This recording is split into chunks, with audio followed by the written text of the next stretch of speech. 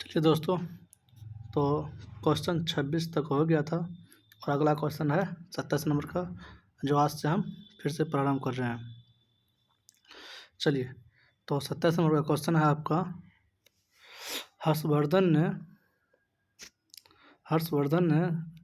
606 ईस्वी में हर्ष संवत की स्थापना किस उपलक्ष्य में की थी। क्वेश्चन क्या है, तो फिर सुनिए। हर्षवर्धन ने 606 ईस्वी में हर्ष संवत की स्थापना किस उपलक्ष्य में की थी। तो इसका सही आंसर दीजिए आप लोग। तो इसका सही आंसर होगा अपने राज्यारोहण के उपलक्ष्य में। ठीक, देखिए, अपने राज्यारोहण के उपलक्ष्य में जो है हर्षवर्धन ने शक संवत की स्थापना की थी। फिर से 28वां नंबर का क्वेश्चन है, निम्नलिखित में वह कौन सा संवत है जो कलचुरियों द्वारा प्रयुक्त किए जाने के कारण कलचुरी संवत भी कहलाता है। तो इसका सही आंसर दीजिए आप लोग। इसका सही आंसर होगा त्रिकुटक संवत। त्रिकुटक संवत जो है कलचुरी द्वारा प्रयुक्त किए जाने के कारण कलचुरी संवत भी कहा जाता है, त्रिकुटक संवत। चलिए, अगला क्वेश्चन है 29 नंबर का। इसमें कहा गया है, चालुक्य विक्रम संवत का प्रचलन किसने किया। चालुक्य विक्रम संवत का प्रचलन किसने किया। तो इसका सही आंसर होगा, आप लोग बताइए। इसका सही आंसर होगा विक्रम आदित्य चतुर्थ प्लस 4 में होगा। ठीक, चलिए, तो फिर से हम लोग क्वेश्चन देखते हैं। 30 नंबर का क्वेश्चन। 30 नंबर का क्वेश्चन में कहा गया है, निम्नलिखित में से किसे एक नए संवत चलाने का यश प्राप्त है। चलिए, इस क्वेश्चन का जवाब दीजिए आप लोग।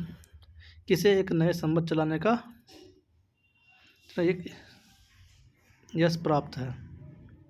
तो 30 नंबर क्वेश्चन में दिया गया है, किसे नए संवत चलाने का यश प्राप्त है। तो लक्ष्मण सेन।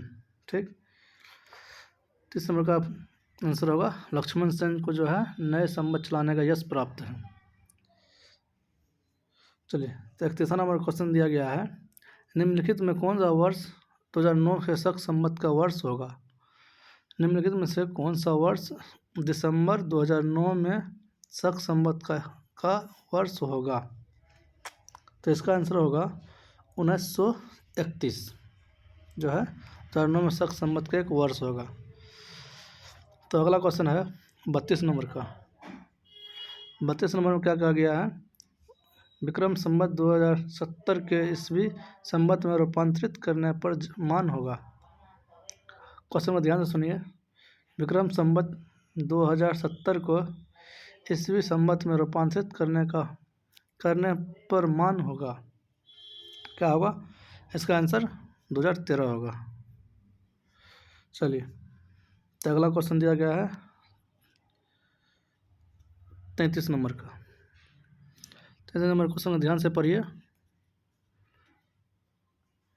इसमें क्या कहा गया है, 33 नंबर क्वेश्चन में कहा गया है, विक्रम एवं शक संवत के आरंभ के बीच कितने वर्षों का अंतर है। विक्रम और शक संवत के बीच कितने वर्षों का अंतर है। तो इसका जो सही आंसर होगा वो 135 साल होगा।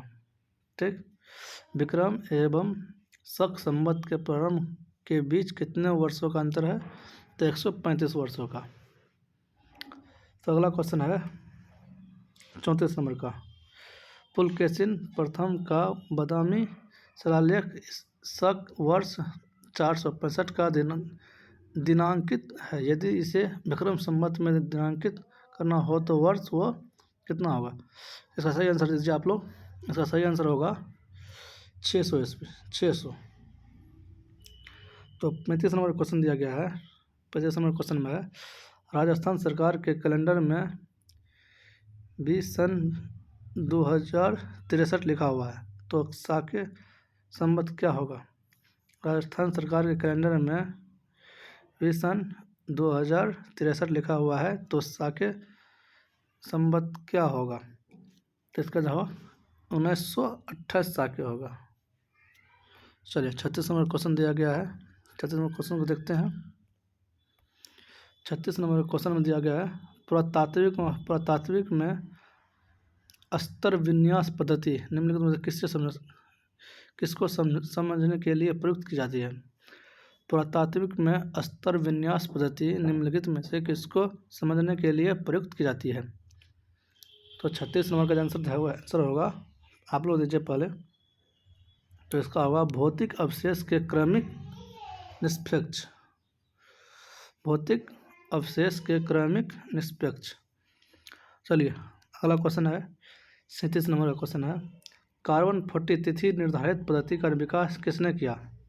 कार्बन 40 तिथि निर्धारण पद्धति का विकास किसने किया। आप लोग जवाब दीजिए। कार्बन 40 तिथि निर्धारण पद्धति का विकास किसने किया। तो इसका जो है आंसर आप लोग दीजिए। ऑप्शन में दिया गया है Herodotus, Hegel, B.A. Smith, बिलड Libby. तो इसका आंसर हो जाएगा बिलड लिब्बी। चलिए तो अगला क्वेश्चन क्या दिया 38 नंबर में काष्ठ, अस्थि और शंख के पुरातात्विक नमूनों का काम निर्धारित करने के लिए निम्नलिखित में से कौन सा उपाय अपनाया जाता है। क्वेश्चन में फिर ध्यान सुनिए। 38 नंबर क्वेश्चन है काष्ठ, अस्थि और शंख के पुरातात्विक नमूनों का काल निर्धारण करने के लिए निम्नलिखित में से कौन सा अपनाया जाता है। कार्बन 40। चलिए अब क्या है 29 नंबर क्वेश्चन दिया गया है। 29 नंबर क्वेश्चन में कहा गया है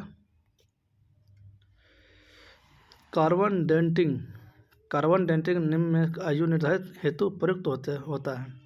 कार्बन डेंटिंग निम्न की आयु निर्धारित के प्रयुक्त होती है।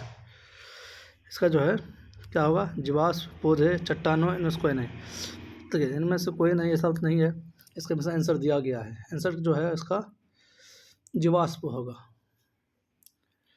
चलिए तो अगला क्वेश्चन फिर से दिया गया है 40 नंबर क्वेश्चन है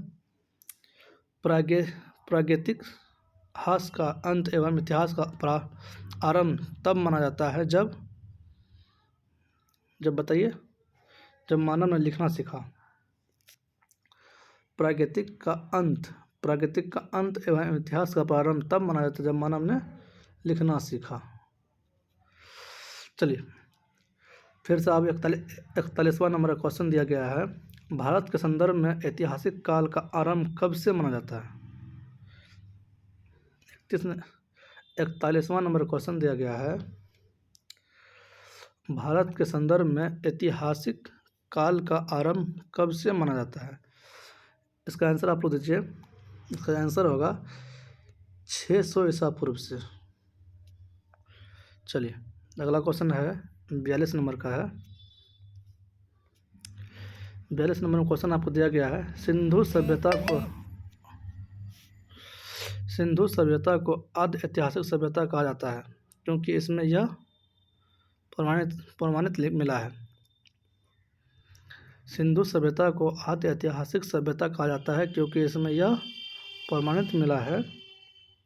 तो 42 नंबर का आंसर आप लोगों का क्या होगा लेखन। ठीक। चलिए तो अगला क्वेश्चन है 43 नंबर का शक संवत पर आधारित राष्ट्रीय पंचांग का वन क्षेत्र ग्रेगोरियन कैलेंडर की निम्नलिखित में तिथियों में से किस एक तदनुरूप है। 43 नंबर का क्वेश्चन दिया गया है शक संवत पर आधारित राष्ट्रीय पंचांग का पहला क्षेत्र ग्रेगोरियल कैलेंडर की निम्नलिखित तिथियों में से किस एक के तदनुरूप है। तो इसका जो है इसका आंसर हो जाएगा पहला ही होगा 22 मार्च अथवा 21 मार्च। चलिए तो फिर से अब 44 नंबर क्वेश्चन में दिया गया है किसने इतिहास को प्राचीन, मध्यकालीन और आधुनिक तीनों भाग में बांटकर देखने का रिवाज चलाया। बहुत ही इम्पोर्टेंट क्वेश्चन है 44 नंबर का। इसमें दिया गया है किसने इतिहास को प्राचीन, मध्यकालीन और आधुनिक तीनों भाग में बांटकर देखने का रिवाज चलाया है। तो इसका आंसर हो जाएगा सेलेरियस। 44 का आंसर हो जाएगा सेलेरियस। और लास्ट क्वेश्चन है और अंतिम क्वेश्चन है।